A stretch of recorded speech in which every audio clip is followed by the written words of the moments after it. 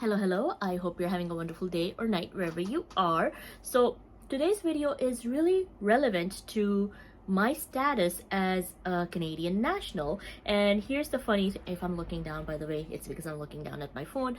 But here's the funny thing, like, until people know, right, that I'm Canadian for sure, they assume I'm American. So it's really funny to me when I tell them that no, I'm not American, I'm Canadian, and they're like, there's a bit of a adjustment just happening right in front of me. So yeah, Canada and America are two countries I do talk about a lot with my adult students, and I consider myself a jack of all trades, an expert in none. Until I started teaching adults last 18 or so months, I thought there was no topic under the sun I could not talk about for at least 10-15 minutes, but I've been humbled. I have been humbled. So yeah, here are the top 10 topics that came up in class recently, which I had no idea about. And when I say recently, I mean over the last 2 or 3 months. Anywho, number one, visa types, the visa system in Canada. I'm a born citizen. I never sponsored anyone. I was never involved in any visa processes in terms of gaining a visa for Canada. So I don't know. I have like zero nada idea about it, and even after looking it up briefly, it's like completely gone. So yeah, sorry. I was like, I'm sorry, but I can't help you with this, topic at the top of my head because I literally know nothing about it. So yeah, moving on to number two, Canadian children's songwriters. Is not knowing the lyrics to nursery rhymes enough? Do I need to know about songwriters too now? Like, I can sing at the top of my head at least 10 or 15 nursery rhymes, but like if you ask me about the writers and like the history and whatnot, complete blank. Having said that, come find out, a quick research on the day of made me realize that there are not a lot of Canadian children's songwriters. Correct me if I'm wrong, it was just a quick 2-3 minute reading, but there are not a lot of notable ones, I don't think, but I could be wrong. Moving on to number three, Canadian authors. Now let me just say, I'm a huge bookworm. I'm reading a book every single day, and I'm not reading a book. I'm reading few books every single day. I'll read 2-3 chapters here, 2-3 chapters there. What am I supposed to do on the train? Or yeah, I read well over 2,000 books now.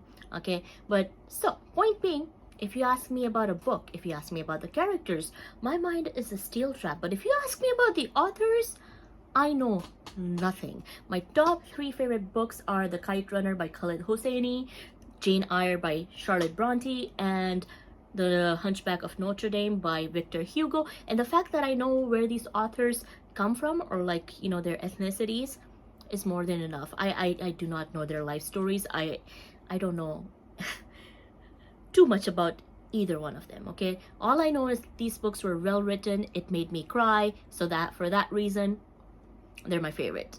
And with Kite Runner, the reason it's my favorite was because it's a book that I read out of my preferred genre, and it's the only book that I read more than twice. So yeah, anywho, moving on, coming back to topic, we are on point number 4, Canadian naval industry and shipping yards and stuff like that. Yeah, I never thought this would come across in class, or someone would be interested, but they were. I kid you not. Like, I'm not gonna look for it, but this person has given me quite a few books about shipping, and they were interested or curious about shipping in Canada, and I'm like, I'm sorry, but this is not my topic. Do you want to talk about, like World War II instead, like the army? I mean, I could kind of like, because they were also interested in that topic, but so yeah. Okay, moving on to number 5, trains in Canada. Now let me be very clear, I've been on a train in Canada, about 4 5 or 6 times, okay? And I've been on the metro once in my life in GTA. Like, I got my license when I was 16. I had my own car when I was 18 or 19. My school was a 5-minute walk. If I wanted to go to Square One, I took the bus. I never took trains. Like, I mean, I know I said 5, 6 times, but like, you get what I mean? Trains and me are not a big combination when it comes to me living my life in Canada. And when I didn't have a car, I would just rent. So, having said that, because of this topic, I recently found out that Canada is looking into developing high-speed bullet trains, which was a shocker to me. And what was even more shocking was it's a 4 or 5-year-old plan, and I'm like, corruption. But that's besides the point. I couldn't really contribute a lot to the topic off of hand, but the research was surprising both for myself and my students. So that was something neat. Moving on to point number 6, space research in Canada. If you're asking me about like factoids about space, I don't know anything. But if you want to discuss living on the moon or aliens or like life in a spaceship, I'm your girl. We can talk about that. But if you're asking me about just like what did NASA do or what rocket ship went into space or like, you know, the specifics, it's a bit all like I left it back in school. So I apologize. So, you know, yeah, there's that. Point number 7, sports in Canada, specifically soccer. Soccer comes up quite frequently. I'm not a sports person. Like, I like playing badminton, I really enjoy swimming, and I like going on long walks or jogs, but I don't enjoy being a spectator of sports. It's not my jam. All I know is that ice hockey is popular. We have the Toronto Maple Leafs and the Blue Jays, the baseball team. That's my knowledge about sports in Canada. Is it embarrassing? Yes, but I'm not into sports. I'm sorry. Moving on to number 8, Olympics in Canada. Same reason. I'm not into sports. I do not watch Olympics at all. You would have to pay me to go watch Olympics live. Like, it's not my jam. It really isn't. So yeah, moving on to number 9. This I feel like I should have known.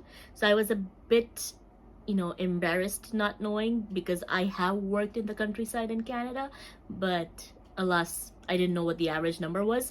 What's the population,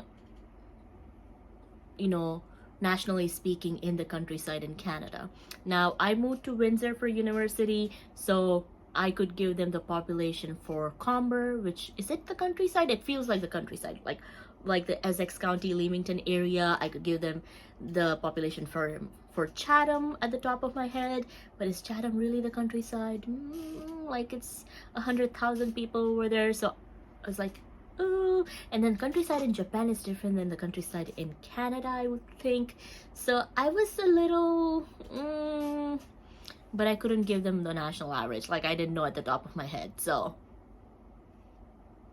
yeah, that was embarrassing, but it is what it is.